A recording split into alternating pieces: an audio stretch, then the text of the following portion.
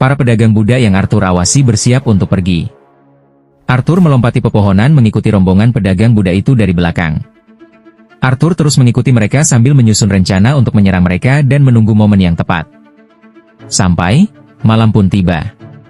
Arthur masih tetap mengawasi mereka yang sedang beristirahat sambil bermeditasi mengumpulkan kekuatan. Dirasa sudah saatnya untuk melancarkan rencana, Arthur mengambil sebuah biji dari pohon dan melemparkannya ke anjing setengah rusa ini sehingga membuat mereka mengaum. Dan membuat perhatian dua orang yang terjaga ini harus menenangkan para anjing setengah rusa itu. Arthur yang mengawasi dari atas dahan pohon memikirkan cara untuk menyerang mereka menggunakan teknik dari kehidupan sebelumnya. Karena Arthur sekarang tidak memegang senjata.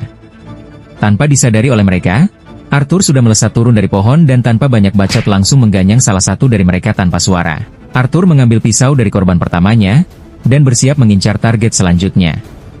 Para anjing setengah rusa yang mencium bau darah dari mayat yang Arthur bunuh langsung memakan pedagang Buddha yang telah mati itu. Si gendut yang mabuk merasa temannya masih belum kembali. Ia ingin mencari temannya dan tanpa ia sadari kalau sudah ada yang mengintainya. Ia pun syok menemukan kalau temannya itu sudah mati menjadi santapan para hewan itu, dan dari belakang Arthur melancarkan serangan dan membunuh orang tersebut. Arthur merasa lelah karena tubuhnya masih anak-anak, jadi dia harus menyelesaikannya dengan cepat. Tiba-tiba ada suara anak perempuan dari dalam kereta angkut yang membuat Arthur terkejut, dan itu membuat dua orang yang tersisa dari rombongan pedagang Buddha terbangun dari tidurnya.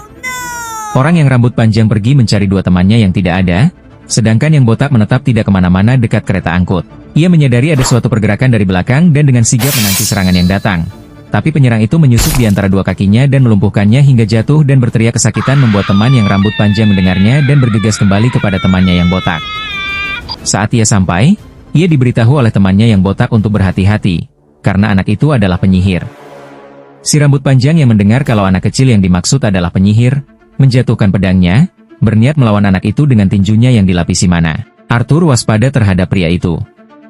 Tiba-tiba pria itu sudah ada di belakang Arthur melancarkan serangan tinju dengan kuat sampai menghancurkan tempat tadi Arthur berdiri. Pria itu melancarkan serangan lagi tapi batu dilempar menghantam sisi wajahnya sampai mulutnya berdarah.